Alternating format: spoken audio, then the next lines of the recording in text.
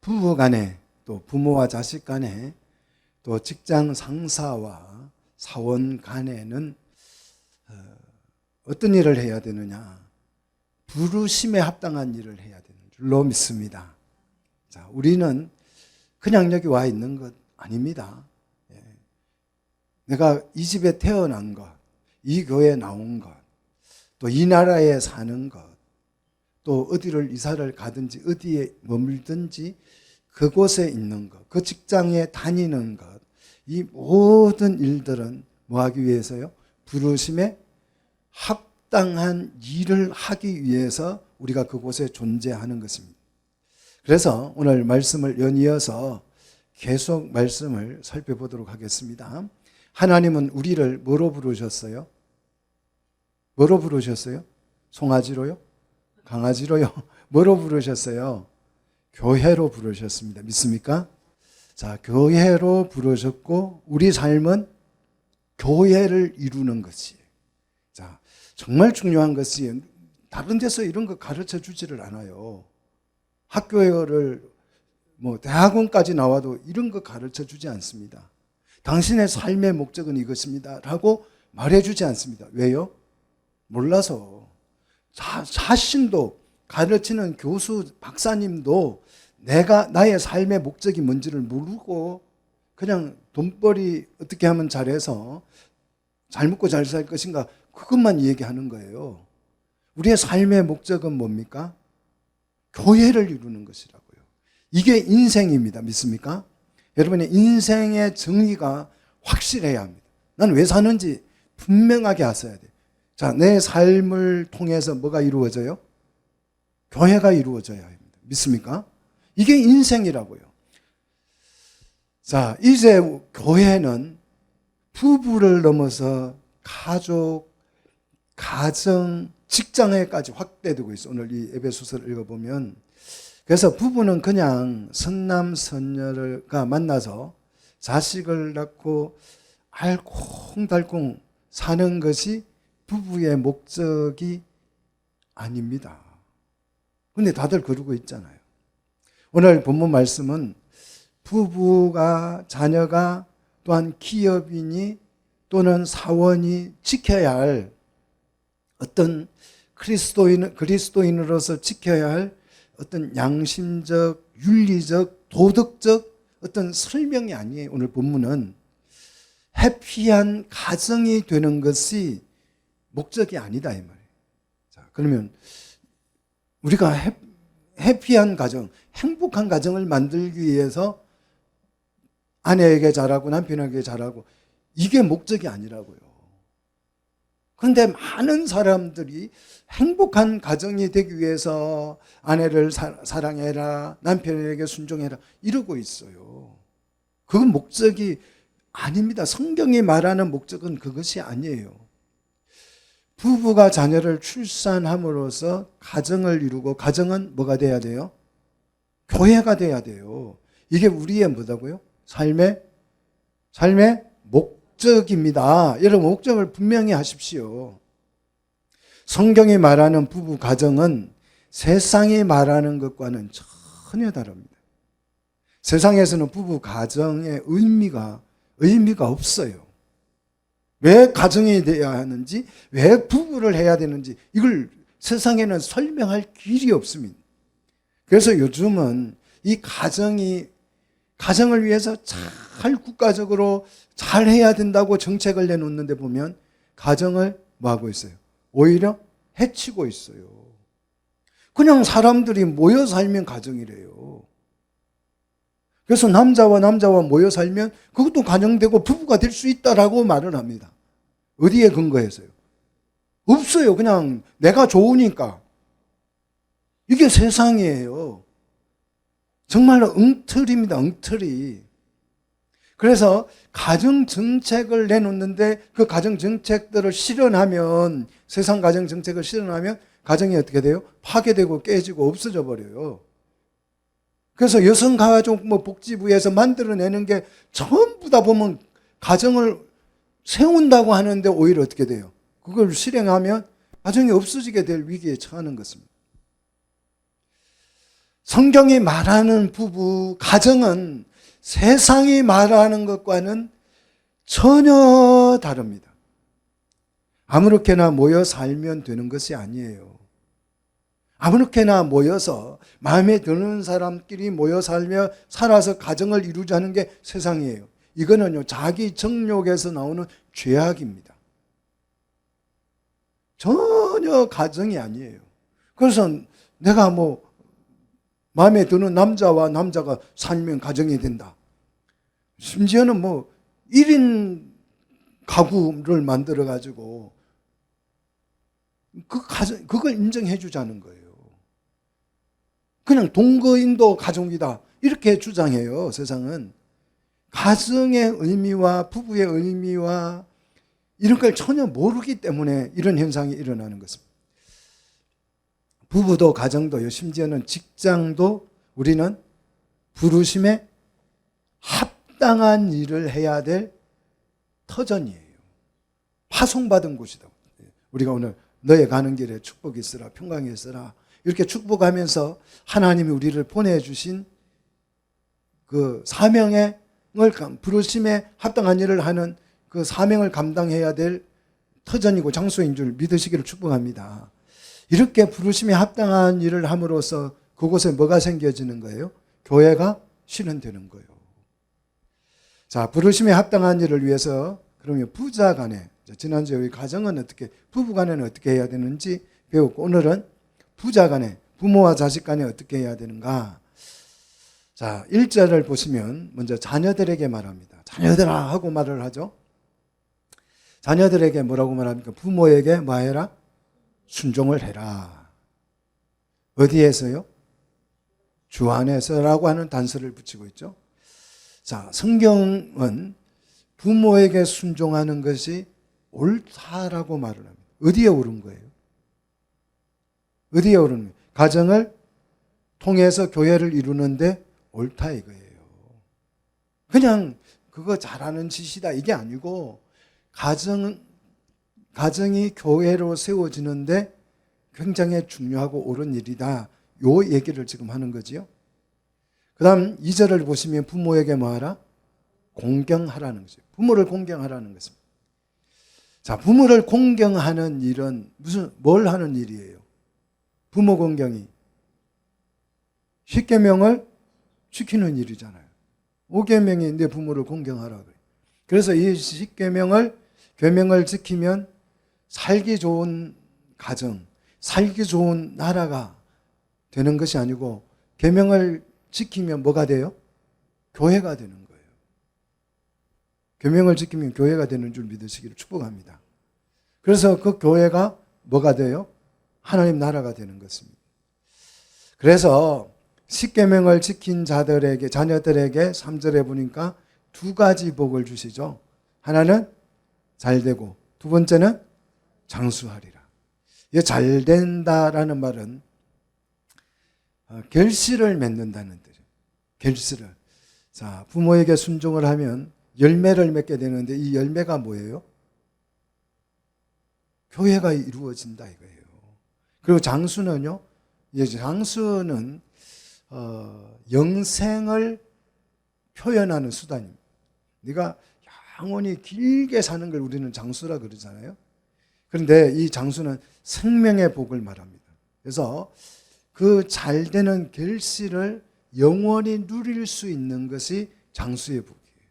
여러분 재산을 많이 모아놨는데 그런 경우 많잖아요. 열심히 막 일해가지고 돈을 많이 벌었어요. 그래서 이제 자동차도 사고 좀 집도 사고 살만하니까 어떻게 돼요?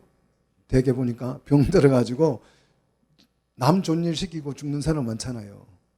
그거는 그 잘되고 장수하지 못해서 그래요. 잘됐지만 장수하지 못하면 의미가 없습니다. 여러분 잘되고 장수하기를 축복합니다. 그 잘된 것을 누릴 수 있어야 되잖아요. 자, 부모에게 순종하면 잘되고 장수하는 복을 하나님 주시겠다고 약속합니다. 왜요? 그 하는 일이 왜 열매를 맺습니까? 그 열매가 교회이기 때문에. 여러분 교회의 복을 받으시기를 축복합니다. 자, 우리가 자식이 부모에게 순종해야 되는 것은 다른 이유가 아니에요. 뭐 하기 위해서? 교회를 실현하기 위해서 자녀들은 부모에게 순종해야 된다. 계명을 지켜야 된다. 이 얘기하는 거예요. 자, 두 번째 4절을 보시면 이제 부모들에게 이렇게 말합니다. 자녀를 뭐하게 하지 말라고요? 노엽게 하지 말라는 거예요.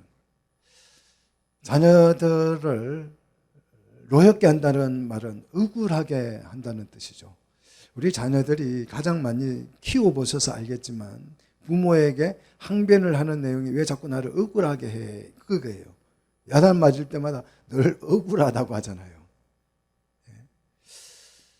왜 억울하다고 하냐 그러면 부모의 어떤 목적을 자녀에게 투영해서 자녀에게 자기의 욕심을 실현하려고 하기 때문에 자녀들이 부모에게 화를 내는 거예요.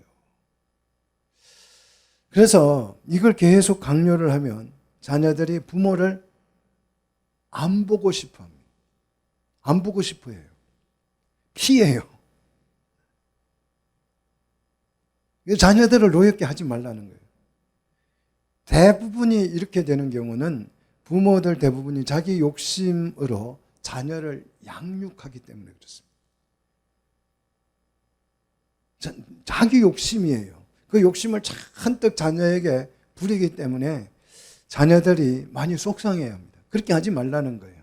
그래서 부모는 자녀를 양육할 때 자기 욕심을 따라 어떤 대리만족을 위해서 교육하지 말고 어떻게 하라고요?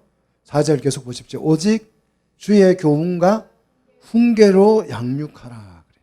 자, 그리스도인들은 자녀 양육을 할 때에 오직 유일하게 이걸로만 뭐 하라는 거예요? 자녀를 양육하라는 거예요. 내 욕심이 아니고 내 목적이 아니고 이것으로 자녀를 양육하라고 표현하는 것이 오직이라는 단어입니다.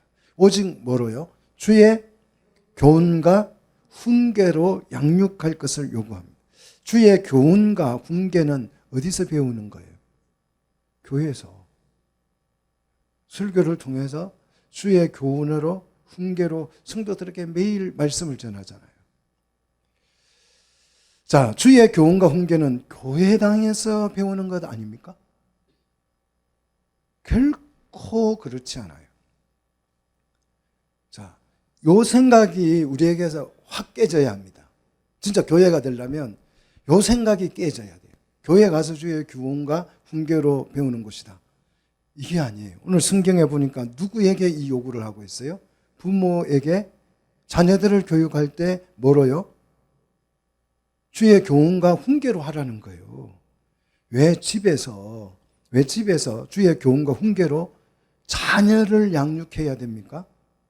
자, 주의 교훈과 훈계로 양육하라는 말을 단문으로 바꾸면 뭐겠어요? 자, 주의 교훈과 훈계로 양육하는 것을 한마디로 뭐라고 말하는 거예요? 목회, 목양 그러잖아요. 그렇지 않으세요? 왜 처음 들어보는 표정이세요? 목회하는 거잖아요. 주의 교훈과 훈계로 성도를 양육하는 것이 뭐예요? 목회잖아요. 지금 제가 이렇게 그래서 주의 말씀을 가지고 매주일 듣든지 안 듣든지 양육을 하고 있잖아요. 이게 목회잖아요. 그런데 이 요구를 지금 바울은 누구에게 하고 있는 거예요? 부모에게 하고 있잖아요. 주의 교훈과 훈계로 성도를 양육하는 것처럼 너의 자녀들을 말씀으로 양육하라는 거예요. 다른 말로 하면 자녀들을 목회하라는 거죠. 그래서 부모는 가정의 목회자가 되어야 될 줄로 믿습니다. 여러분 가정 목회를 잘 하시기를 축복합니다. 가정 목회를 하셔야 돼요. 자, 부모는요, 가정에서 뭐예요? 목회자입니다. 뭐로 양육해야 돼요, 자녀를? 주의 교훈과 훈계로. 이게 자녀를 목회하는 것이에요. 자, 목회를 잘하면 그 가정이 뭐가 돼요? 교회가 되는 거예요. 저도 목회를 잘하면 우리 교회가 뭐가 될 거예요? 교회가 될 거예요. 여러분 가정교회를 제대로 한번 세워보시기를 축복합니다. 가정은 교회가 되어야 합니다. 가정의 목표는 뭐라고요? 교회지요. 우리 인생의 목표는 전부 다 교회로 집중됩니다. 교회는 가정에서만 실현이 되면 끝납니까? 그렇지 않아요. 사회로 확대가 되어 가지요. 자, 종과 상전의 관계를 설명합니다. 요즘으로 말하면 기업과 직원의 관계를 표현할 수 있죠. 자, 5절을 보시면 종이 주인을 대하는 태도가 나오죠. 어떤 태도가, 자, 직장인이 상사에게 어떤 태도를 취하는 것이 복음적인가 하는 거예요. 자, 세 가지를 말하고 있죠. 첫째는 두려워하고 그랬죠. 자, 주인을 좀 두려워하는 마음을 가져야 된다. 왜? 이게 주인도 없고 종도 없으면 안 돼요. 상사도 없고 직원, 이게 구분이 안 되면 심각해지는 것이죠. 자, 두 번째, 떨며 그랬습니다. 이건 부담감이죠. 뭘 지시했을 때 그걸 정말 경계하는 마음으로 그 순종을 해야 된다는 거죠. 세 번째는요, 성실한 마음입니다. 종의 가장 기본적인 자세, 우리 회사원의 가장 기본적인 자세는 성실입니다. 성실함. 상전에게 순종할 것을 오늘 바울은 요구합니다. 이 순종은 그리스도께 하듯 하라 그랬어요. 자, 성도는 그리스도께 최선의, 정말 최선의 순종을 바치잖아요. 우리 예수 믿는 사람은 그리스도께 정말 최선의 순종을 하잖아요. 그렇지 않으세요? 예. 종은 상전에게 이와 같이 최선의 순종을 바치라고 말을 합니다. 종이 왜 종살이를 이렇게 해야 합니까? 종살이가 아니고 그거는 뭐 하는 거예요 지금? 신앙생활 하는 거예요. 이게 신앙생활이에요. 종살이가 아니라 우리는 그 직장 다니는 게 종살이가 아니고 직장생활이 아니고 그게 뭐라고요? 신앙생활이에요. 그 직장생활을 통해서 뭘 실현할 거예요? 교회를 실현할 거예요. 할렐루야. 자, 그렇기 때문에 직장생활도 목회예요. 그리스도께 순종하듯 하라 그러잖아요. 자, 종살이와 신앙과 무슨 관계가 있습니까? 직장생활과 신앙과 무슨 상관이 있는가? 우리 삶 전체, 우리가 태어나고 자라고 직장 다니고 하는 이 모든 삶 전체가 교회를 이루는 일에 집중하는 것입니다. 자, 우리가 무슨 일을 하느냐가 중요한 것이 아니라, 잘 들으십시오. 우리가 무슨 일을 하느냐가 중요한 것이 아니라 그 일을 통해서 무엇을 할 것인가가 더 중요한 것입니다. 자, 다시 한번 말씀을 드립니다. 내가 무슨 일을 하느냐가 중요한 것이 아니에요.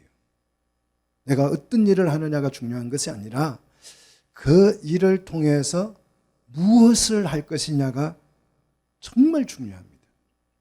우리가 직장에 들어가서 돈벌이를 하면 우리는 그냥 직장인이에요. 직장인. 그런데 그 직장에 들어가서 교회를 실현해 가면 그 사람은 뭐가 되는 거예요? 성도가 되고 목회자가 되는 거예요. 그래서 만인 제사장이에요. 만인 제사장, 다 제사장이에요. 우리는. 믿습니까? 성도는 어떻게 직장 생활을 할 것인가? 직장 윤리를 제가 지금 설명하는 게 아닙니다. 그리스찬으로서 직장 생활을 이렇게 성실하게 해야 해. 그래서 예수님의 이름을 욕먹이면 안 돼. 이거는 그냥 종교예요, 종교. 불교도 그렇게 말하고 저 테러를 일삼는 이슬람도 그렇게 말을 합니다. 그게 아니에요, 우리는. 그 직장을 통해서 내가 그리스도께 순종을 하여서 뭘 만들어야 돼요? 교회를 만들어야 돼요. 이게 우리의 삶의 목적입니다. 오늘 말씀은 성도가 직장 생활할 때 그 상사에게 그리스도께 바치는 순종을 해야 된다고 말씀하는데, 그 말씀의 이유가 그렇게 하는 것이 뭐기 때문에? 신앙이기 때문에 그렇습니다. 이 신앙을 통해서 우리의 직장 생활을 통해서 곳곳에서 하나님의 교회가 확장되어져 갈 줄로 믿으시기를 축복합니다. 그래서 이 6절에 어떻게 하라고요? 눈가림을 하지 말라는 거예요. 교회를 실현해 가는데 눈가림을 하면 교회가 되겠습니까? 종은 주인의 일을 하는 사람이잖아요. 종이 주인을 위해서 섬기는데 자기에게 보상이 하나도 안 주어지는 게 종이에요. 직장 생활을 월급이라도 받지만 그때 당시에 종은 정말 주인이 밥만 먹여주죠. 소에게 여물을 먹이듯이 종에게도 그냥 밥 먹여서 그냥 일만 시키는 거예요. 아무런 보상이 없어요. 그런 종살이를 할 때에도 주인의 눈가림을 하지 말라는 거예요. 자, 종들이 주인의 눈을 가려서 엄청난 일을 한 것처럼 그렇게 가공을 해서 야, 이 종 훌륭하다 해서 주인이 막 기뻐하잖아요. 눈가림을 통해서. 그런 식으로 종살이를 하면 교회가 된다 안 된다? 안 된다는 거예요. 그래서 어떻게 하라고요? 그리스도의 종처럼 마음으로 하나님의 뜻을 뭐하고요? 행하고 그래요. 성경을 보세요. 마음으로 하나님의 뜻을 행하고 그랬어요. 종살이 하는데 무슨 하나님의 뜻 뭐 이런 거 찾을 필요가 있어요. 시키는 것만 잘하면 되지. 뭐 이럴 수 있잖아요. 근데 오늘 바울은 종살이 하는 사람에게 막 그 인권이다 해가지고 종살이 노예 해방 운동을 하라 이런 얘기를 안 해요. 그 종살이를 통해서 뭐 하자는 거예요? 교회를 실현하자 그 얘기예요. 하나님 뜻을 실현하자는 거예요. 하나님 뜻이 뭐예요? 우리에게 향하신 하나님의 뜻이 뭐예요? 우리가 뭐가 되는 거예요? 교회가 되는 거예요. 자, 우리의 신분이 종이냐 아니면 주인이냐가 아니라 진짜 우리의 신분은 뭐예요? 성도지요, 성도. 교회를 실현하는 사람. 이게 성도잖아요. 그래서 성도는 거룩한 무리를 말하잖아요. 거룩한 무리가 뭐예요? 교회를 이루는 거잖아요. 교회를 이룰 때에 이 교회를 우리가 실현하면 누가 좋아요? 누가 좋습니까? 내가 교회를 실현해 가면 누가 좋아요? 우리가 좋은 거예요. 우리가 행복해지는 거예요. 그래야, 그렇게 해야 우리의 삶이 행복해진다고요. 왜? 하나님의 나라가 되면 우리는 행복할 수밖에 없잖아요. 교회를 통해서 하나님의 나라가 실현되기 때문에 그렇게 살아야 우리 삶이 영원한 행복을 누리는 거예요. 영원한 생명을 누리는 것입니다. 자, 그래서 7절 기쁜 마음으로 섬기기를 어떻게 하라? 죽게 하듯 하라는 거예요. 자, 이게 뭐 직장 윤리가 아니에요. 그래서 자꾸 직장 윤리로 설명하시는 분들이 있어요. 이건 직장 윤리가 아니고 주님을 섬길 때 기본 마음은 기쁨이잖아요. 여러분 주님을 섬길 때에 마음에 불편하면 하지 마세요. 와, 나만 이렇게 막 봉사하는데 왜 남들 안 해? 그 속상하다. 하지 마세요. 주를 섬길 때는 어떤 마음으로 하는 거예요? 기쁜 마음이에요. 이게 기본 마음이에요. 우리가 주님을 섬길 때. 그런데 종이 주인을 섬길 때에 어떤 마음으로? 이 마음으로 하라는 거예요. 이 마음. 주님을 섬기듯 하라. 이 마음으로. 그리고 7절을 계속 보십시오. 죽게 하듯 하고 사람에게 하듯 하지 말라 그래요. 주인을 보고 그 주인을 사람으로 생각하고 사람에게 하듯이 하지 말라는 거예요. 이 말은 무슨 말이에요? 그 주인이 누구라는 거예요? 하나님처럼 생각하라는 거죠. 그래서 하나님을 대하는 것처럼 직장생활 하라는 거예요. 왜 이런 요구를 한다고요? 그 종살이가 뭐기 때문에? 목회이기 때문에. 신앙이기 때문에. 신앙생활이 되기 때문에 그렇게 하라는 거지. 그러므로 이런 희생적이고 헌신적인 삶에 대한 보상을 종살이를 뼈 빠지게 잘했어요. 정말 헌신적으로 잘했어요. 그 보상을 누가 해줄까요? 누가 해줘요? 주인이요? 주인이 해주는 것이, 상사가 해주는 것이 아니고 8절 같이 읽겠습니다. 이는 각 사람이 무슨 선을 행하든지 종이나 자유인이나 주께로부터 그대로 받을 줄을 알미라. 자, 이 말이 좀 어려워서 어렵게 번역이 돼서 그런데 간단하게 말하면 네가 한 대로 주님을 섬기듯이 열심히 헌신하고 봉사한 그대로 하나님이 주께서 뭐 해주신다고요? 그대로 받는다. 갚아준다는 게 그대로 내가 충성하고 헌신한 것만큼 심은 대로 돌려준다 이 뜻이에요. 누가요? 주께로부터 이 보상을 받는 거예요. 이 일한 보상을 누구에게 받는다고요? 주님으로부터 받는 거예요. 주님을 섬기듯이 했기 때문에 그 보상을 누가 해준다고요? 주님이 해주신다고요. 주인을 하나님으로 생각하고 사람을 대하는 것처럼 하지 않고 하나님을 대하는 것처럼 섬기는 것처럼 했기 때문에 그 일에 대한 보상을 누가 해줘요? 하나님이 해주신다. 그 약속을 하잖아요. 종이 그러한 일을 했으면 그 보상을 종에게 해주고 주인이 그런 선행을 했으면 그런 충성스럽게 신앙생활을 했으면 그 주인에게 자유인에게 보상을 해준다는 것입니다. 수고하고 노력한 것만큼 누가 보상을 해줘요? 우리 주님이 하나님께서. 왜 하나님이 보상을 해줍니까? 주의 일을 했기 때문에. 주의 일이라고 하는 것은 교회 나와서 요 일을 하는 것이 주의 일이 아니에요. 우리 삶 전체가 주를 위해서 일하면 주의 일이 될 줄로 믿습니다. 주의 일을 한다고 하는 것은 그 일을 하면 뭐가 세워져요? 교회가 세워진다는 그 얘기예요. 자, 이 원리가 정말 잘 이해가 되셔야 돼요. 이 원리가. 그냥 착하게 살면 하나님이 복 주실 거야. 내가 성실하게 살면 하나님이 복 주실 거야. 요게 미신입니다. 요게 미신이에요. 그것이 교회와 하나님의 나라를 실현하는데 기여를 했느냐라는 것을 우리는 생각해야 돼. 그냥 착하게 사는 게 아니고 내가 하는 이 일이 교회를 실현하는데 하나님의 나라를 실현해 가는데 기여를 했는가 이걸 생각해야 돼요. 그래야 그 삶이 가치가 있는 줄로 믿으시기를 축복합니다. 자, 그다음 이제 9절을 보시면 상전이 종을 대하는 태도입니다. 그러면 상전들은 종을 어떻게 해야 되느냐? 자, 9절을 보시면 위협을 그치라 그랬어요. 위협은 공격적인 말, 협박, 뭐 그런 말입니다. 너 잘못하면 내가 잘라버릴 거야. 뭐, 예. 이런 협박. 왜 협박을 하지 말라고 합니까? 자, 9절을 계속 보시면 상전이 어디에 계신다? 그 주인의 상전이 어디에 계셔요? 하늘에 계셔요.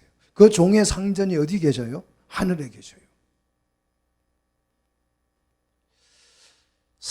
하나님이 사람을 보는 기준, 그게 종이냐 자유인이냐 주인이냐 직장인이냐 상사냐 뭐 하급 직원이냐 이게 아니고 하나님은 사람의 그 껍데기 그걸 보지 않는다는 겁니다. 직업이나 학벌이나 지위나 가문이나 이런 것으로 하나님은 사람을 평가하지 않습니다. 하나님은 외모로 사람을 평가하지 않아요. 하나님은 정말 중요해요. 사람을 어떻게 봅니까? 그 사람이 교회인가를 보는 것이. 자, 하나님은 우리를 뭐로 봐요? 교회로 봅니다. 너가 교회인가? 당신은 교회입니까? 이 질문에 우리는 답할 수 있어야 돼요. 내가 교회인가? 내가 교회냐? 여기에 대한 답이 있어야 된다고요. 우리의 삶 전체는 초점이 어디에 맞춰져 있어요? 교회에 맞춰져 있어요. 그래서 우리는 교회 중심적인 인생을 살아야 합니다. 사람이 태어나서 교회를 실현하는 것보다 더 가치 있는 일은 없어요. 여러분, 무슨 일을 해야 그 일의 가치를 인정받을 수 있습니까? 죽으면 그만이잖아요. 교회가 안 되고 죽으면 그만이에요. 그렇잖아요.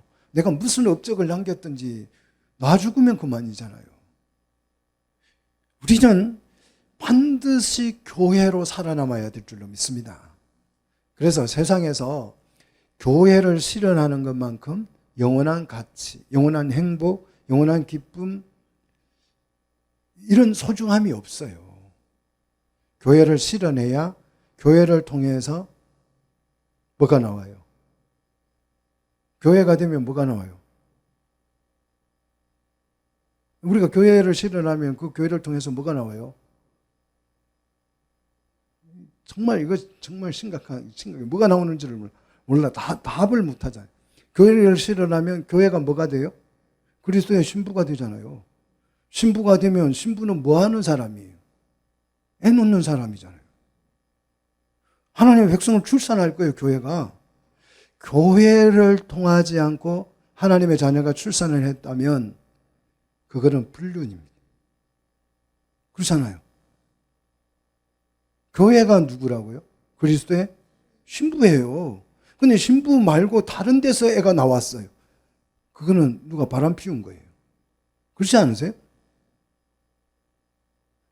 교회를 통해서 하나님의 백성을 출산해 갈 거예요. 하나님 목적은 그거예요.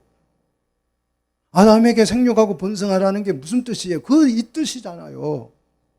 정말 성경을 왜곡하시면 안 돼요. 여러분이 막 전도를 해서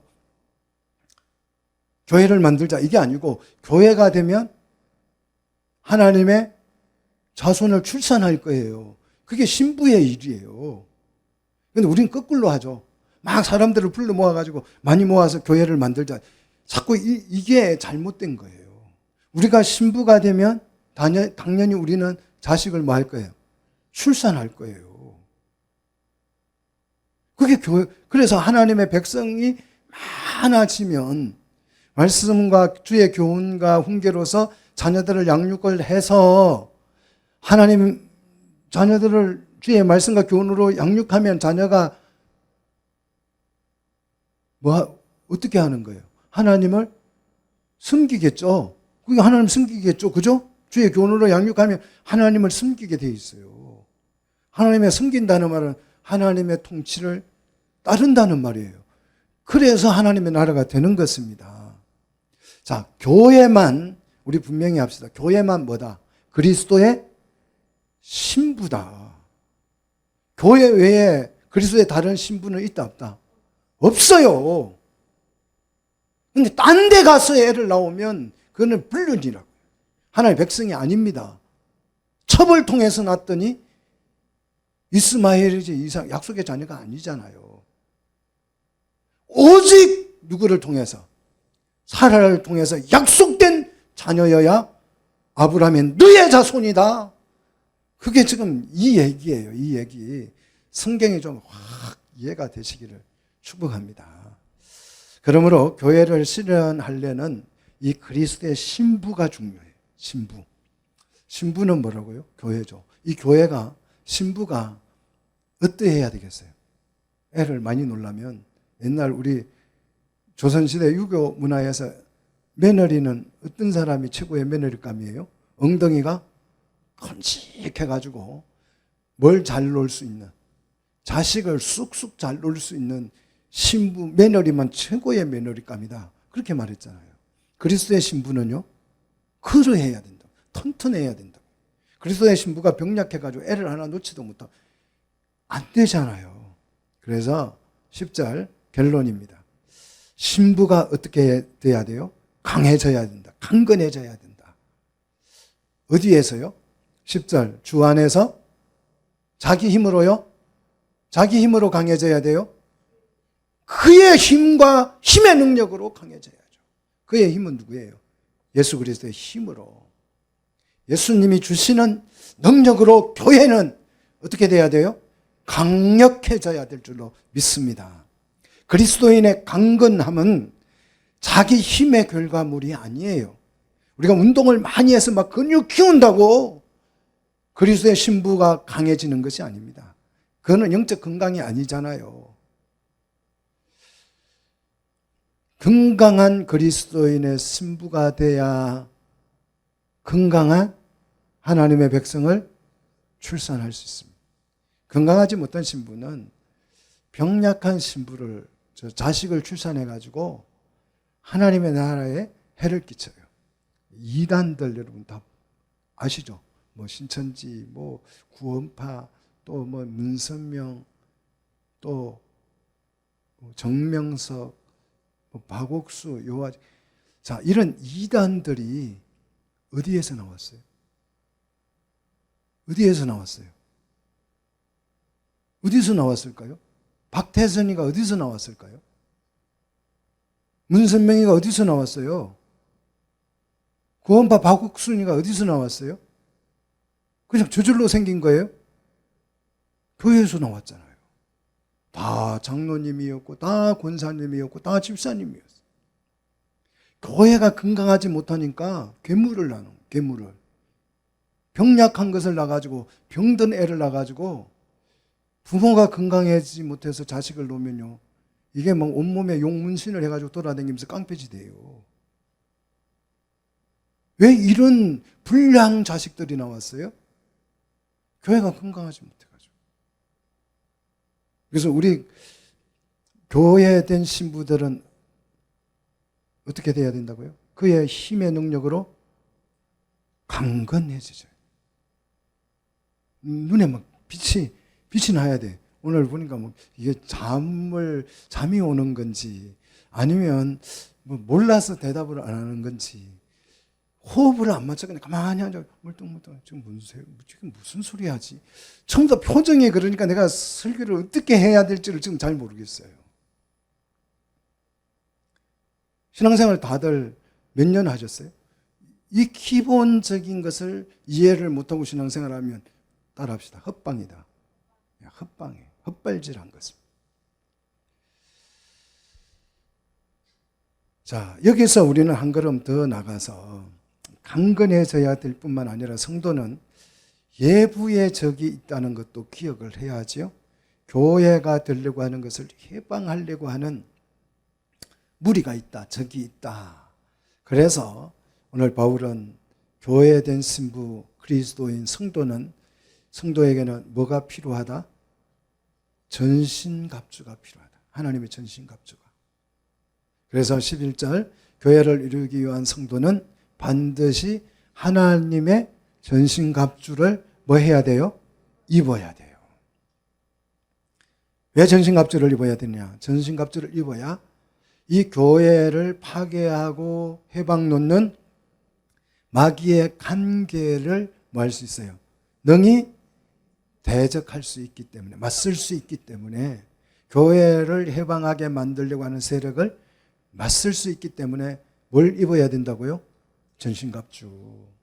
먼저 마귀의 관계를 대적하기 위해서 가장 우리가 먼저 해야 될 일은 그 싸움의 대상, 싸움을 걸어오는 그 대상을 분별할 줄 알아야 돼요. 싸움의 상대를 정확하게 알아야 된다 이거예요. 그래서 12절을 보면 혈과 육이 우리의 싸움의 대상이 아닙니다.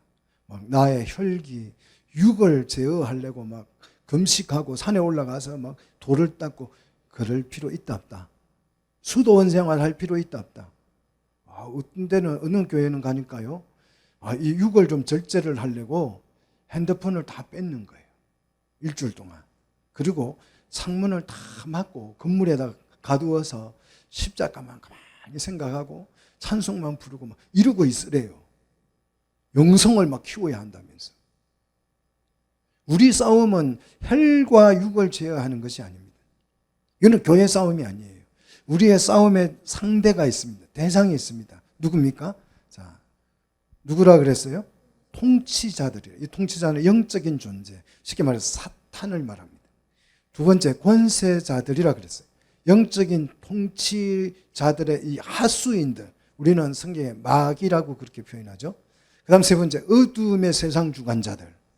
어두움의 세상은 이 세상을 말해요.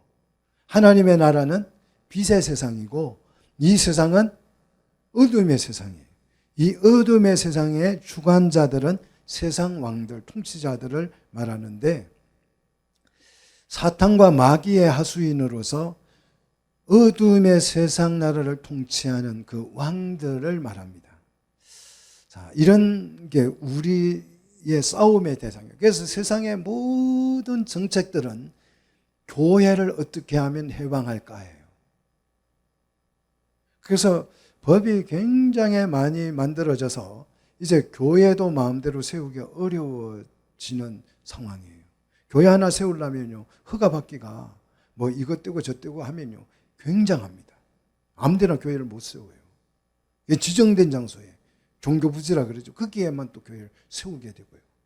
지금 이게 시작이지만 앞으로 이제 법이 되면 국가에서 허락하지 않는 교회는 교회를 못 세우게 한다. 상가 교회 세우면 안 된다. 이런 법을 만들지도 몰라요. 자, 그 다음 하늘에 있는 악의 영들을 상대하며, 이 귀신들이라고 그러죠. 이 귀신은 어디 속에 들어가요? 그라사인 거인 보니까 사람 속에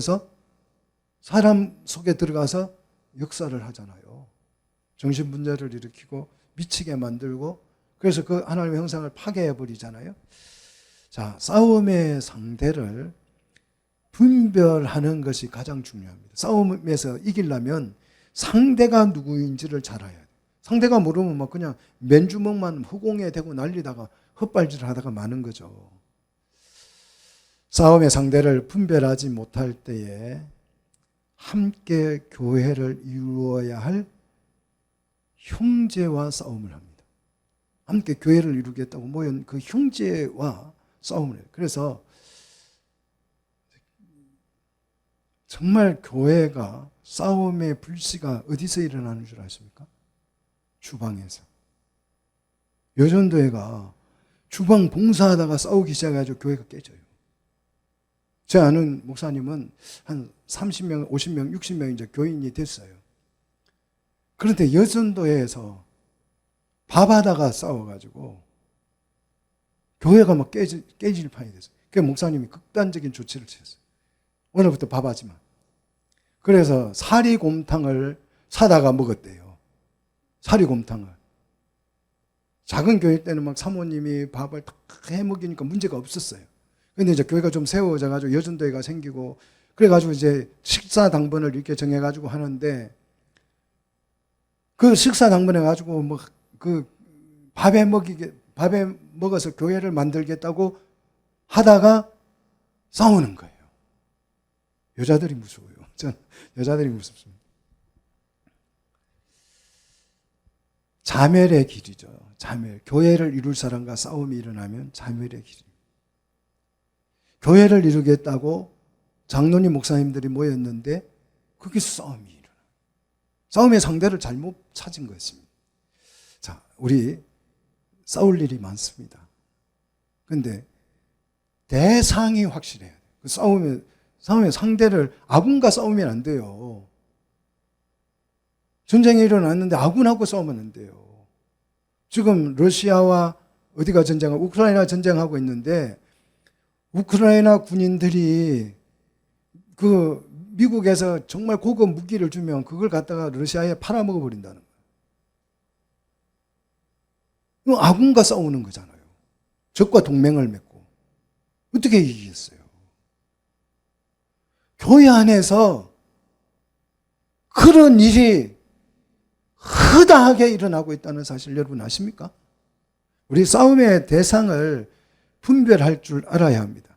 싸움의 대상이 확실하게 분별이 되면, 이 싸움의 대상은 뭐 칼이나 핵폭탄이나 이런 무기로 상대할 대상이 아니라는 것을 충분히 알 수 있을 것입니다. 그래서 뭐가 필요하다? 전신갑주가 필요하다. 전신갑주를 입어야 하는 이유는 능히 대적하고 모든 일을 행한 후에 서기 위함이라고 했어요. 내가 싸우고 나서 내가 죽으면 그만이잖아요. 그거는 싸우나 마나잖아요. 내가 싸워서 이겨서 내가 승리해야 될 줄로 믿습니다. 자, 이 영적인 전쟁에서 승리하기 위해서 14절 전신갑주가 필요한데, 이 전신갑주가 뭔지를 여러분 확실히 오늘 알고 가시기를 축복합니다. 자, 전신갑주가 뭐냐? 잘 보십시오. 전신갑주가 뭐냐? 도대체 이게 뭔데 마귀를 싸워서 능히 이기고 내가 설 수 있느냐, 교회로 설 수 있느냐, 이 전신갑주가 뭔지 제가 확실하게 오늘 설명을 해드리겠습니다. 첫째, 전신갑주는 따라합시다. 진리다. 이거는 허리에 해당되는 거예요. 허리는 사람의 중심이잖아요. 그래서 허리를 잡아버리면 사람은 중심을 잃어버려요. 허리를 잡고, 씨름 선수들이 허리를 잡고 사람을, 상대방의 중심을 어떻게 합니까? 중심을 쓰러뜨려서 넘기는 게 씨름이잖아요. 우리의 중심은 허리입니다. 자, 진리라고 하는 것은 허리를 보호하는, 중심을 잡아주는 기준입니다. 사단과의 싸움에서 최고의 무기, 가장 강력한 무기는 뭐다? 진리다라는 거예요. 왜 사단과의 싸움에서 진리가 가장 큰 무기입니까? 사단은 어떤 존재예요? 거짓의 아비. 거짓은 뭐가 나오면 꼼짝을 못해요? 진리가 나오면. 어두움은요? 빛이 나오면 꼼짝을 못하는 거예요. 진리 없이 여러분이 사탄을 이길 수 있다라고 생각하면 착각합니다.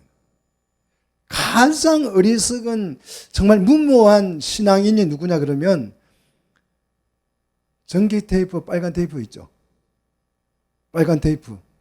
빨간색, 까만색 말고 빨간색. 그걸 벽에다가 십자가를 딱 붙여놓는 거예요. 마귀 출입 금지 딱 써놓은. 그러면 그 십자가를 보면 마귀가 놀라서 어떻게 돼요? 빨간 게 막 확 붙어 있으면 마귀가 놀라서 도망가는 게 아니고 비웃어요. 사단이 가장 무서워하는 것은 뭐다? 진리다. 그래서 예수님이 누구예요? 진리예요. 내가 곧 진리요. 사단이 무서워하는 것은 진리를 무서워합니다. 십자가 빨간 거 하지 말고 차라리 예수님의 그 그림을 갖다 딱 붙여놓으세요. 그러면 사단이 더 무서워할 거 아니에요. 이곳에 계신. 그 미신이에요. 그거는 미신입니다. 진리 위에서 예수 이름이 강력해질 줄로 믿습니다. 진리를 잃어버리고 진리를 상실한 채 십자가를 메고 돌아다녀도, 십자군 전쟁 때 십자군은 십자가 메고 댕겼어요. 그래서 십자군이잖아요. 다 막 방패에도 십자가 붙이고 국기에도 십자가 붙이고 가슴에도 십자가 붙이고 갔는데 다 졌죠. 누구한테요? 마호메드한테 져가지고 성전도 뺏겼잖아요. 지금 못 이겼어요.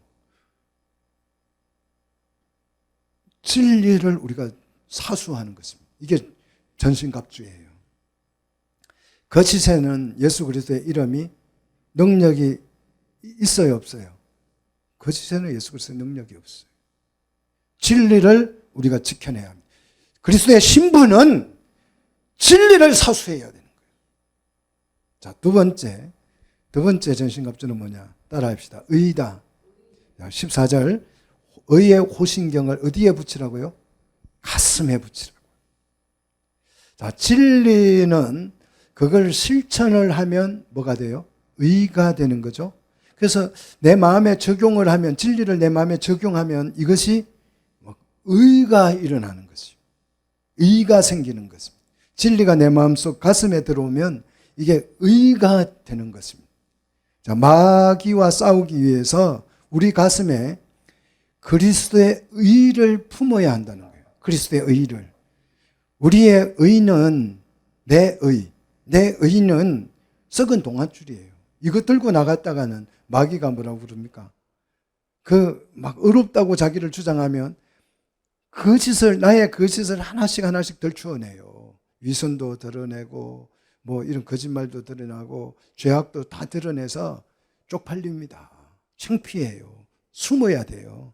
우리가 지켜내야 될 의는 누구의 의입니까? 내 의가 아니고 그리스도의 의예요. 그래서 그리스도의 의를 어디에 붙여야 돼요? 가슴에 붙여야 돼요. 우리는 오직 그리스도의 의로만 마귀가 싸워서 승리할 수 있습니다. 자, 이 진리와 의가 행동으로 드러나는 것을 우리는 뭐라고 해요? 복음이라고 합니다. 그래서 세 번째 전신갑주는 뭐예요? 복음이에요. 복음. 15절. 이 복음은 어디에 해당됩니까? 신발에 해당이 돼요. 근데 이 신발은 신기해요. 무슨 신발입니까? 메이커가 평안이에요. 평화, 샬롬. 자, 우리가 신발은 신고 행동을 하고 액션을 하는 거잖아요. 그죠? 자, 복음은요, 정적이지가 아니고 동적인 것입니다. 믿습니까? 자, 복음은 활발하게 움직여야 합니다.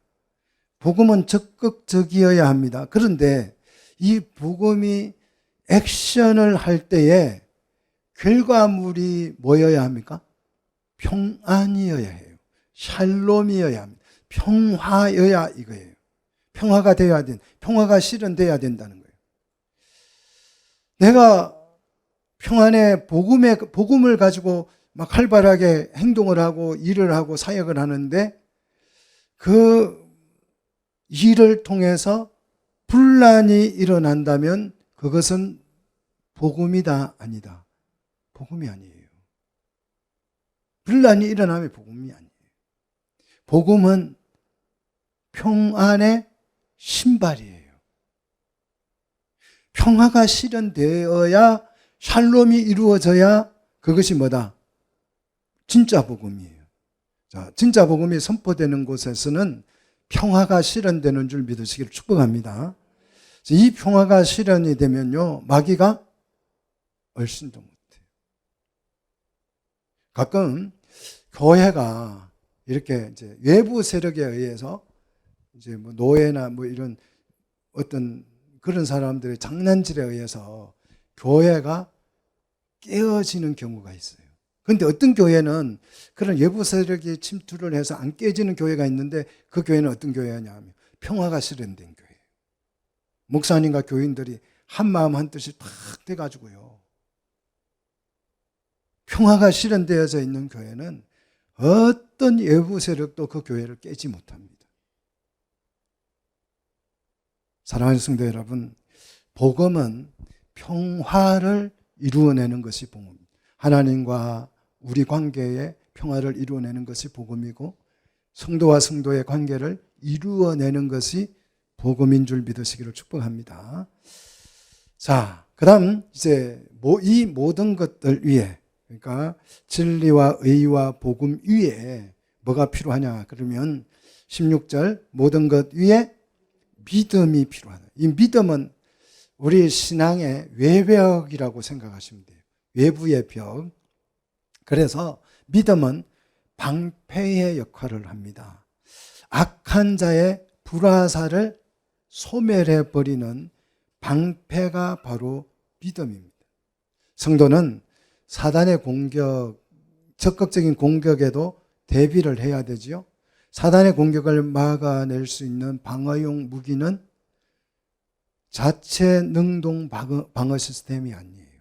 자, 지금 이스라엘과 하마스가 전쟁을 하고 있는데요. 하마스가 그 이스라엘 탱크가 오면 그 탱크를 폭파하는 그 포탄을 쏩니다. 그러면 이 이스라엘 그 전차에는 능동 방어 시스템이 있어요.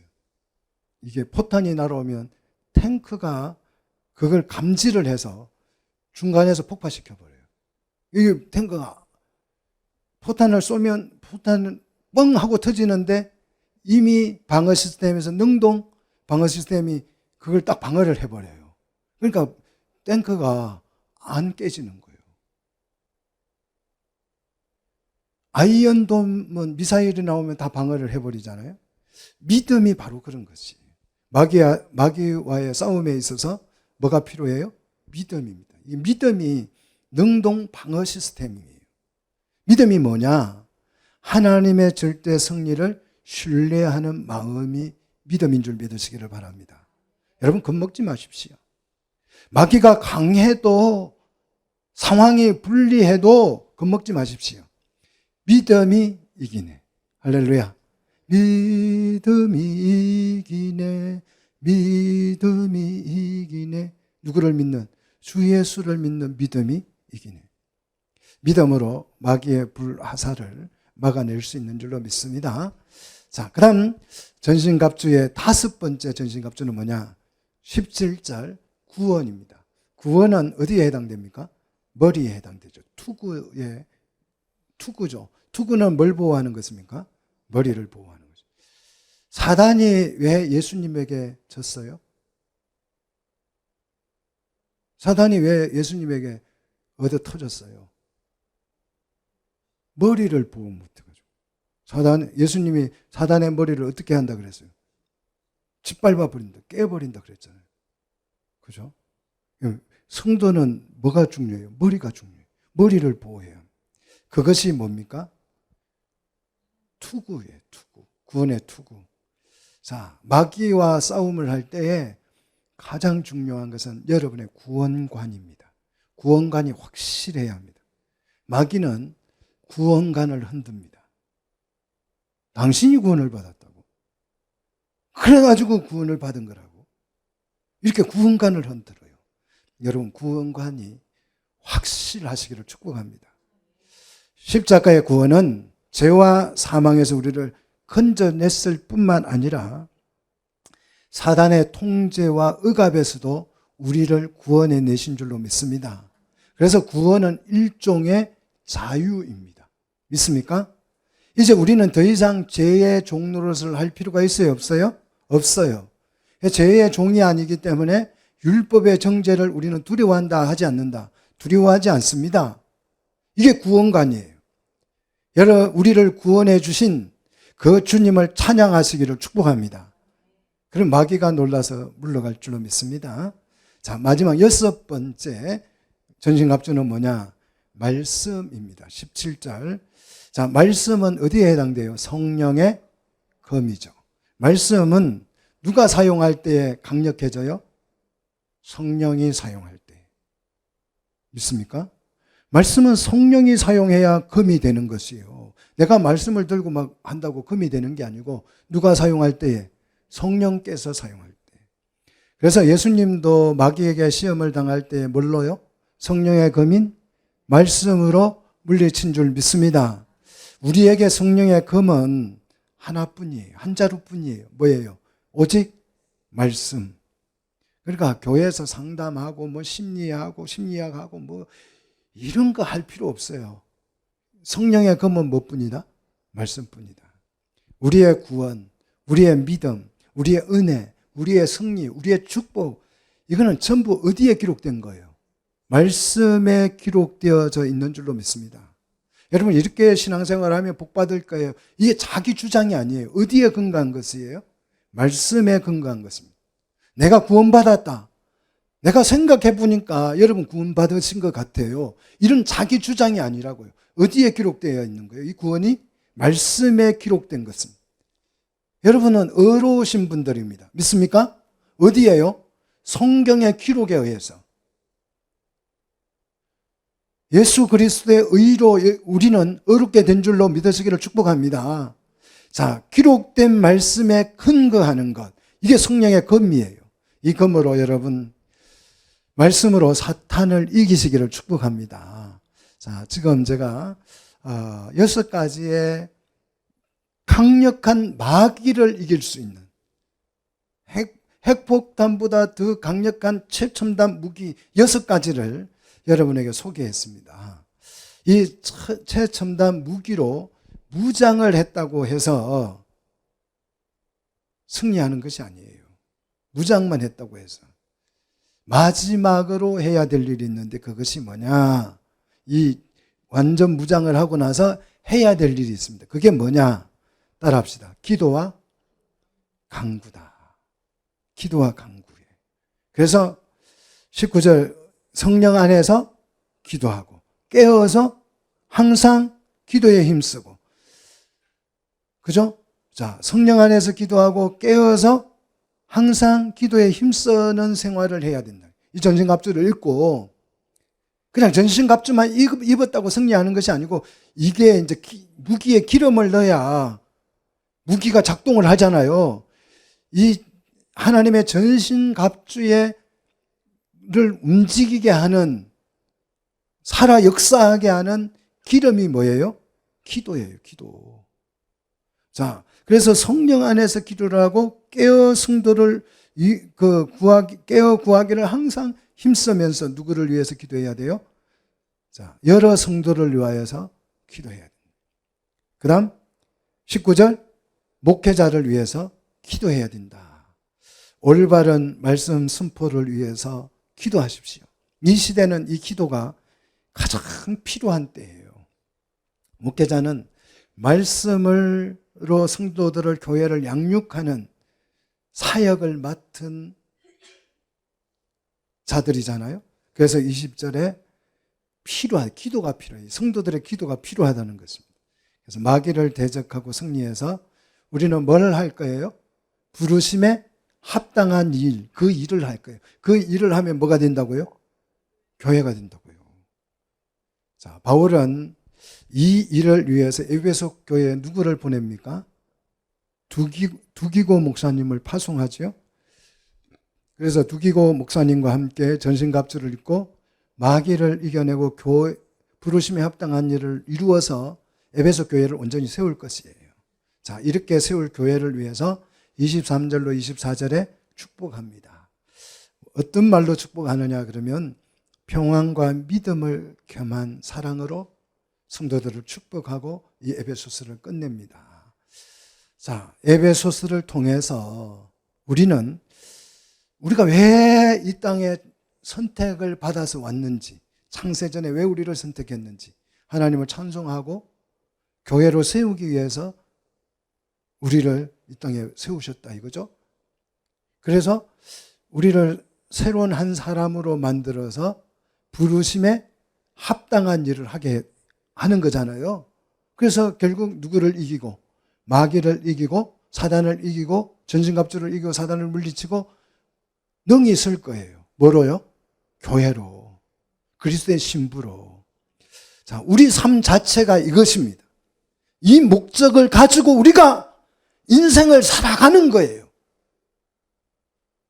이것이 최고의 가치고 가장 중요한 목적입니다. 이렇게 함으로써 누가 좋아요? 내가 좋은 거예요. 내가 행복해지고 우리가 하나님의 자녀를 출산해서 하나님의 나라를 이루면 우리가 잘되고 영원한 생명을 누리면서 행복한 삶을 살아낼 수 있는 거예요. 이게 최고의 가치입니다. 인생의 유일한 가치입니다. 자, 우리 같이 하나님의 부르심에 합당한 일을 합시다. 그래서 우리 전 생애를 통해서 그리스도의 신부된 교회를 이루어서 하나님의 자녀들을 많이 출산해내는 우리 교회가 되기를 주의 이름으로 축복합니다. 기도하겠습니다.